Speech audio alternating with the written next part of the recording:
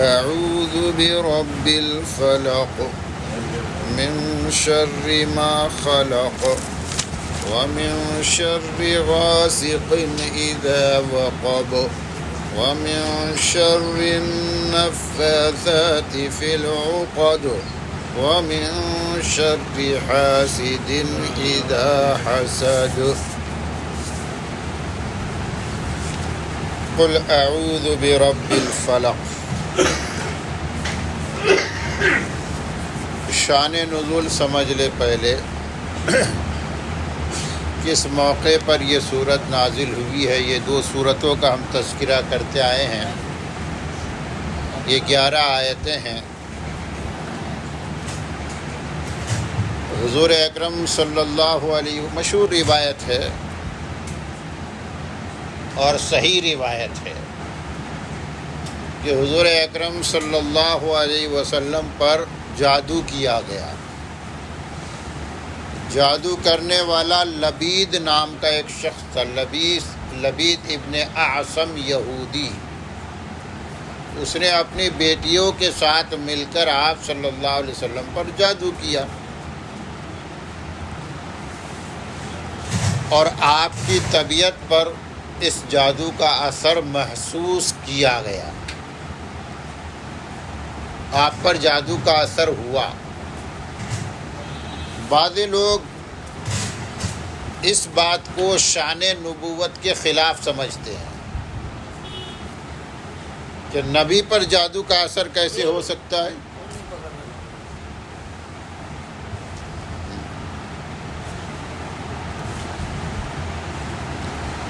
نبی پر جادو کا اثر کیسے ہو گیا؟ یہ نبوت کی شان کے خلاف ہے، لیکن یہ بات صحیح نہیں ہے۔ دیکھیے، جادو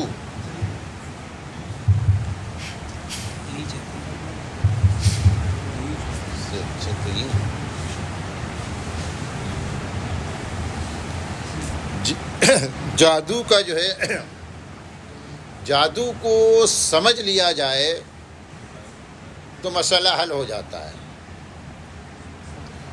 جادو کیا ہے؟ عربی میں جادو کو سحر کہتے ہیں، سحر۔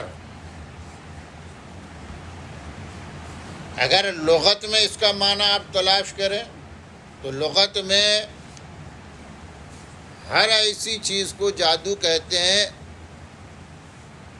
جس کا سبب مخفی اور پوشیدہ ہو۔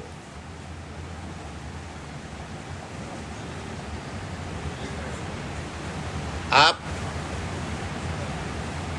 اسی لیے کہتے ہیں کہ ہاتھ کی صفائی، آج اس کو بھی جادو کہا جاتا ہے، میجک کہتے ہیں۔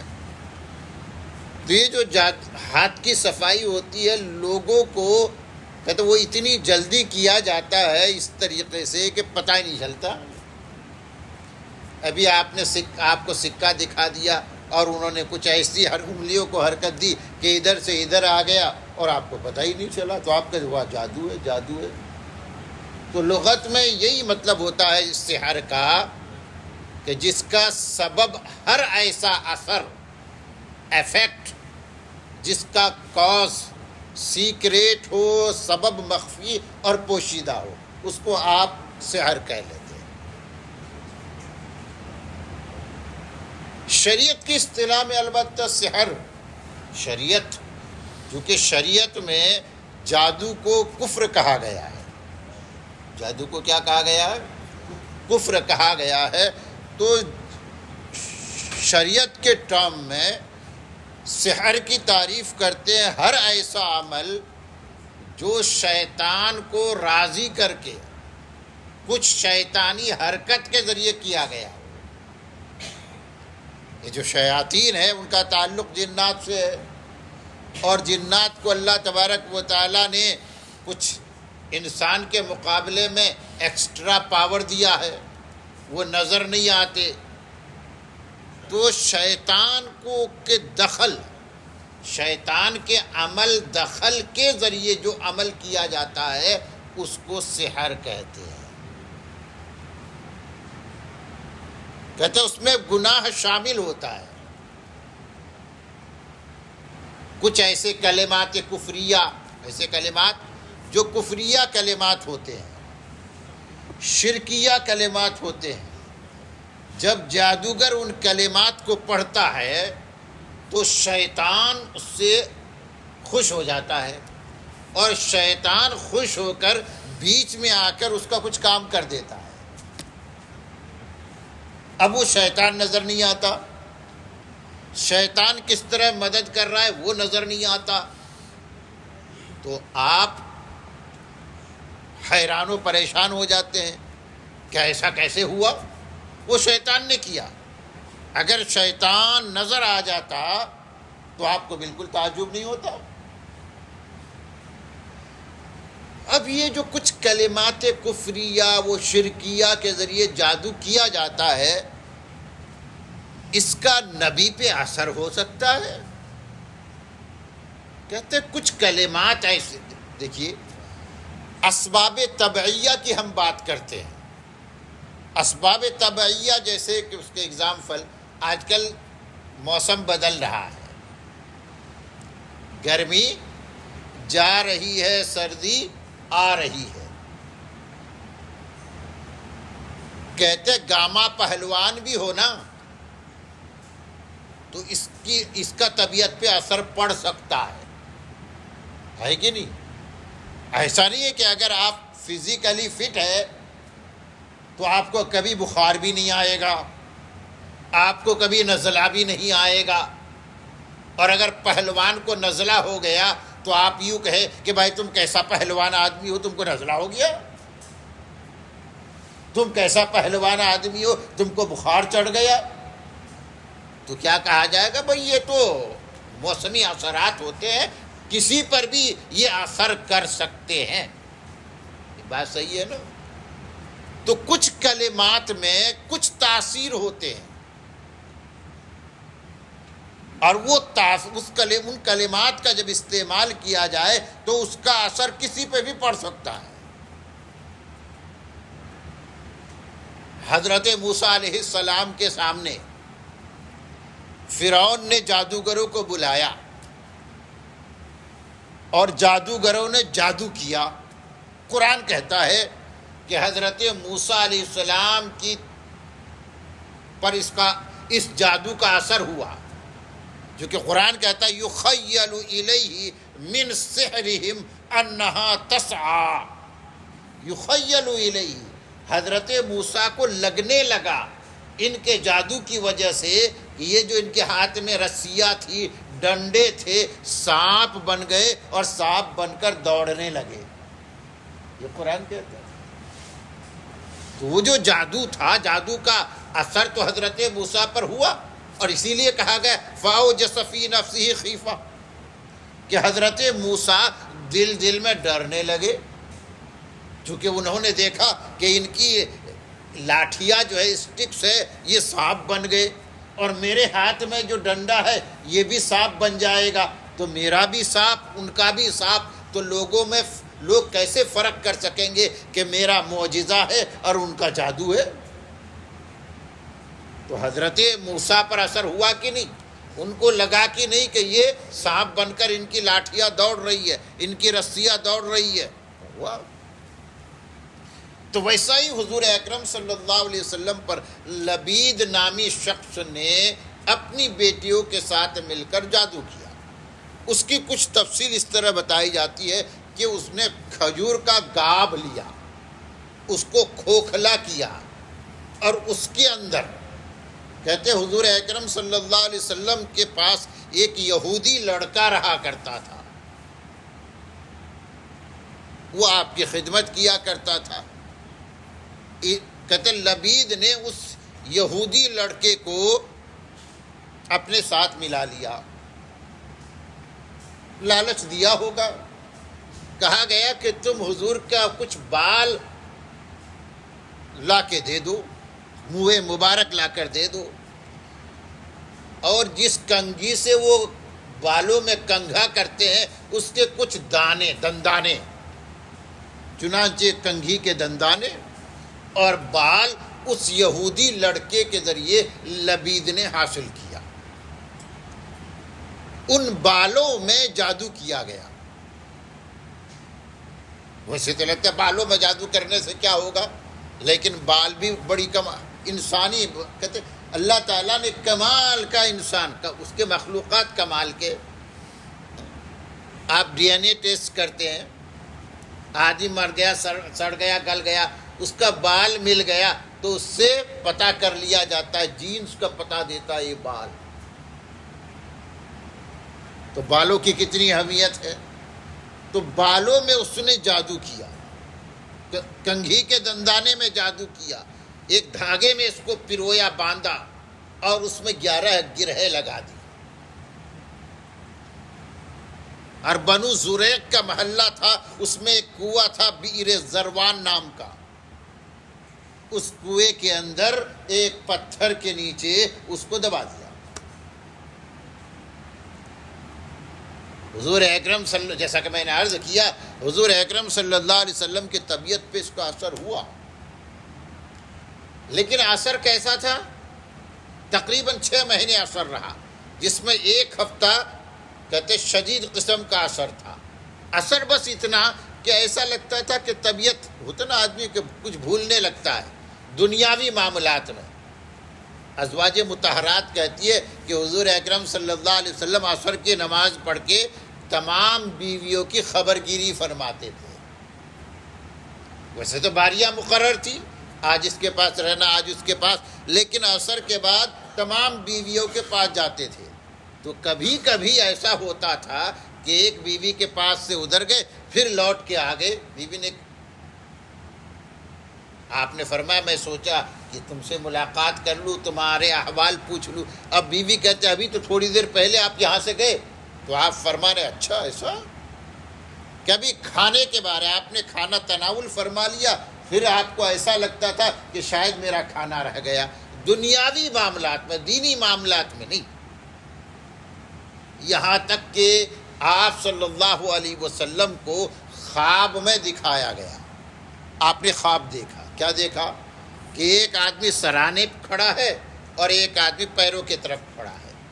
پیروں کی طرف کھڑا شخص سرہانے کی طرف کھڑا شخص سے کچھ سوال و جواب کر رہا ہے۔ وہ پوچھ رہا ہے کہ تمہیں پتہ ہے کہ تمہارے ساتھی کو کیا ہوا ہے؟ تو وہ جواب دیتے ہیں سرہانے پہ کھڑا شخص کہ اس پہ جادو کیا گیا ہے۔ پھر وہ سوال کرتا کس نے کیا ہے؟ کہ لبید نے کیا ہے۔ کہاں کیا ہے؟ کہتا ہے بئر زروان میں کر کے رکھا گیا ہے، یعنی پورا خواب میں آپ صلی اللہ علیہ وسلم کو بتایا جاتا ہے۔ آپ خواب میں سے بیدار ہوتے ہیں، حضرت عمار ابن یاسر رضی اللہ تعالی عنہما کو بھیجتے ہیں آپ، جا کے دیکھو بئر زروان۔ وہ جا کر دیکھتے ہیں تو وہ غیر آباد کنواں، اس کا پانی استعمال نہیں کیا جاتا تھا۔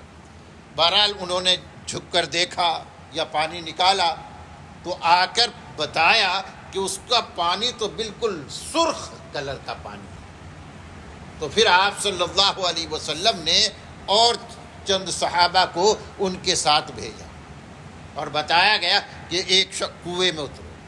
پھر بعد میں آپ صلی اللہ علیہ وسلم بھی تشریف لے گئے۔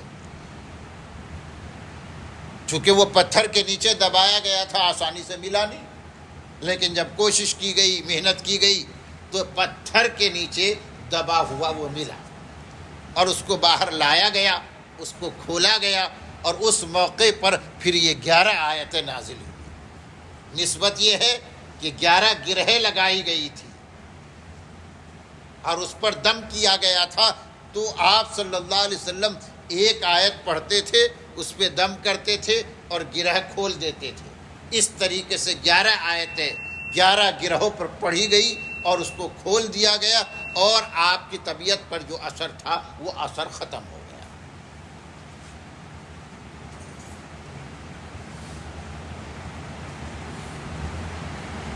اب دیکھیے، اب حکمت سمجھیے حضور اکرم سے۔ دیکھیے میں نے ایک موقع پر ابھی کچھ دنوں پہلے عرض کیا تھا کہ حضور اکرم صلی اللہ علیہ وسلم کو نماز میں سہو ہو گیا۔ کیا ہو گیا؟ سہو ہوا، بھول ہو گئی۔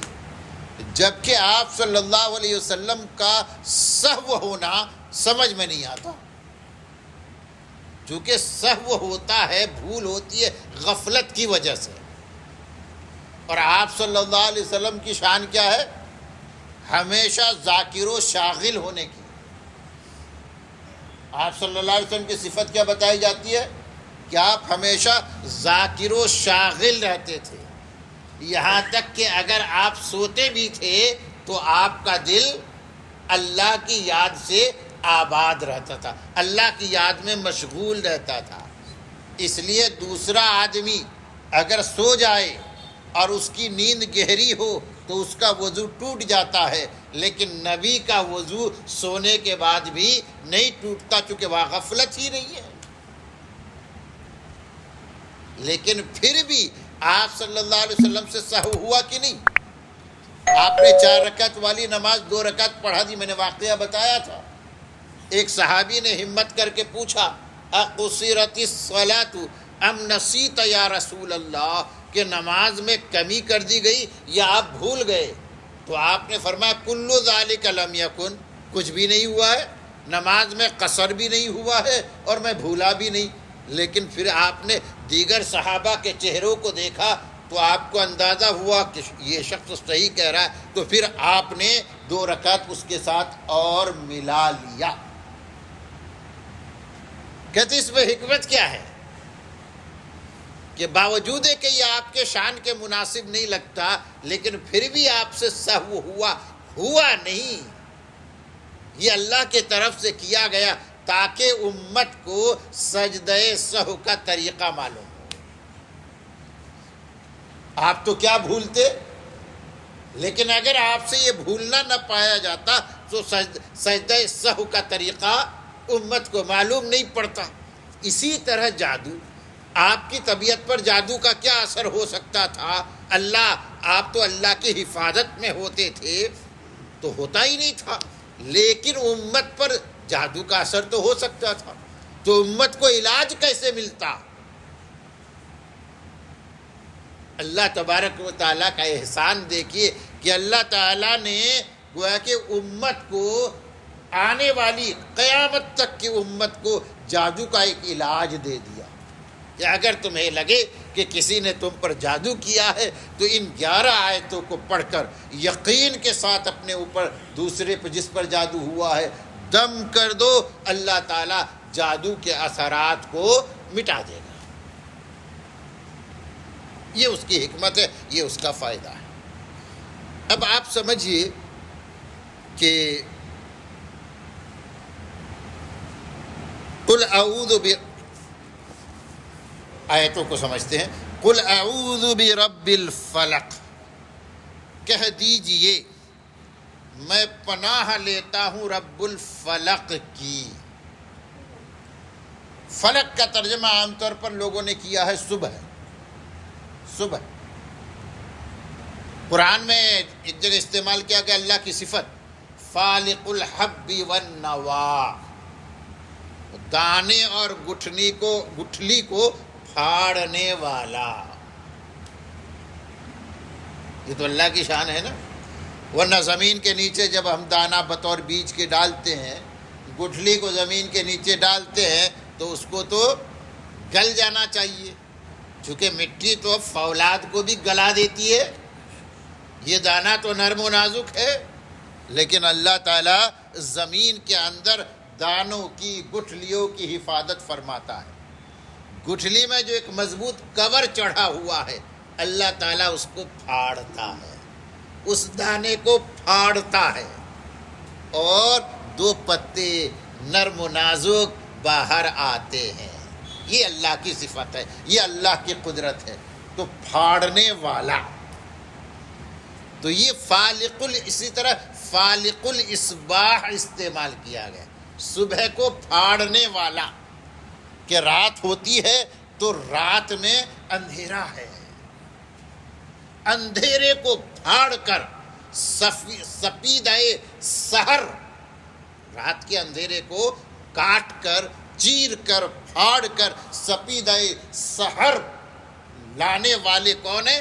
اللہ تبارک و تعالی۔ تو فلق، یہ فلق الصبح مراد ہے کہ صبح کو پھاڑنے والا، اس لیے اس کا ترجمہ کرتے صبح کے ساتھ کہ اندھیرا پھٹتا ہے اور صبح نمودار ہوتی ہے۔ تو آپ کہہ دیجئے میں پناہ لیتا ہوں صبح کے رب کی۔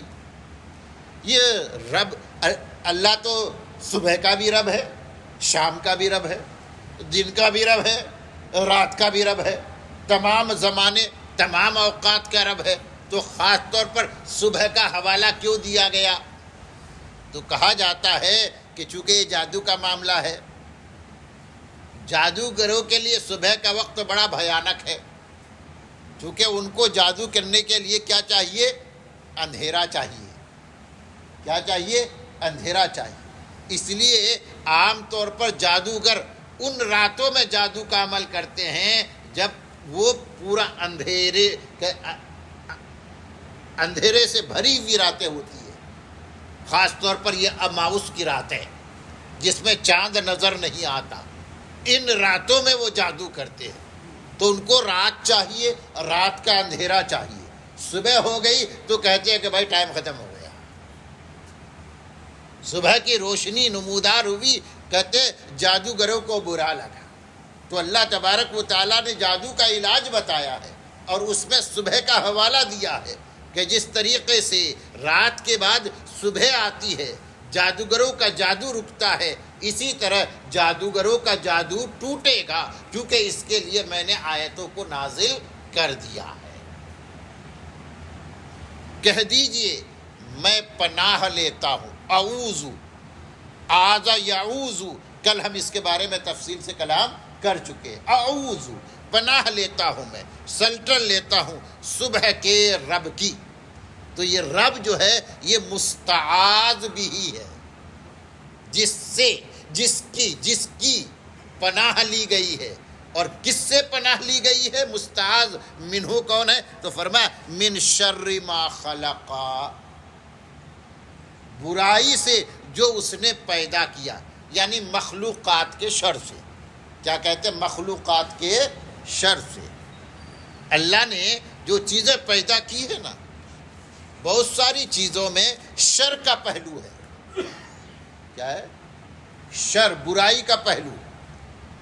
اور آپ یہاں پر وہ بات نہ کہیں، کیونکہ پچھلے دنوں میں یہ بات تفصیل سے آ چکی ہے کہ اللہ تعالیٰ نے ایسی چیزوں کو پیدا ہی کیوں کیا جس میں شر اور برائی ہے۔ تو فرمایا کہ کوئی بری چیز ایسی تو بری نہیں ہے نا کہ ہر اعتبار سے وہ اس میں برائی ہو، یہاں تک کہ شر محض جس کو کہا جاتا ہے نا، شیطان، شر محض، شیطان جس میں صرف شر اور شر ہے، برائی ہے، اس میں بھی ہمارے لیے خیر کا پہلو ہے۔ اگر شیطان نہ ہوتا، ہمیں دھکے مار کر گرانے کی کوشش نہ کرتا، تو ہمارے ایمان کا لیول پتہ کیسے چلتا؟ کہتے ہیں نا دشمن بھی چاہیے کبھی زندگی میں مزہ لانے کے لیے۔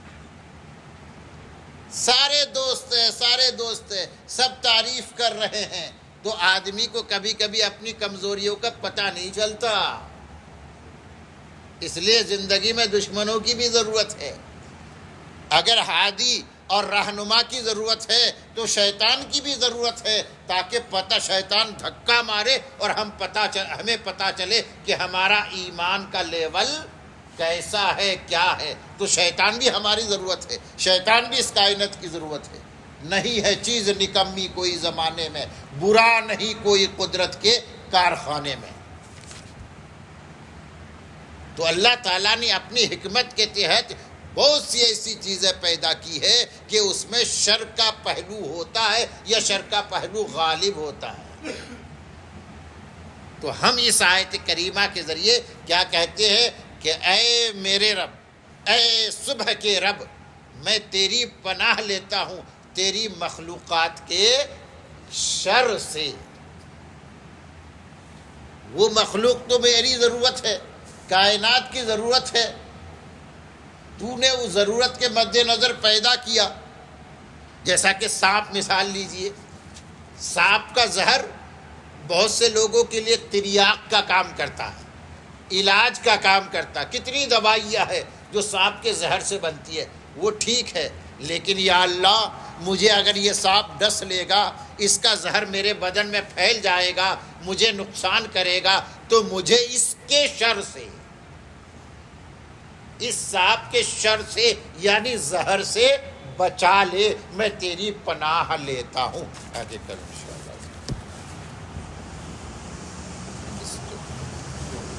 الحمد للہ رب العالمین والصلاة والسلام علی رسولہ النبی الکریم، اللہم انت السلام ومنک السلام، تبارکت یا ذا الجلال والاکرام۔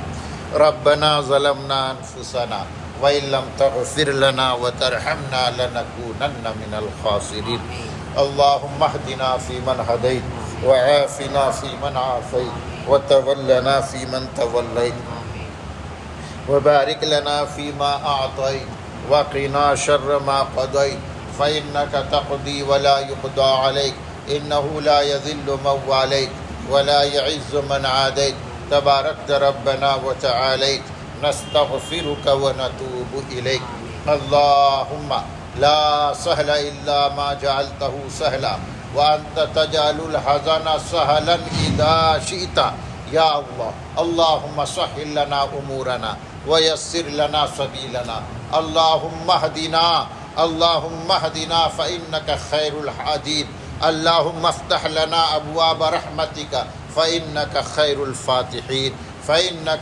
الفاتحين اللهم إنا نعوذ بك من المأثم والمغرم اللهم إنا نعوذ بك من المأثم والمغرم اللهم إنا نعوذ بك من المأثم والمغرم سبحان ربك رب العزة عما يصفون وسلام على المرسلين والحمد لله رب العالمين۔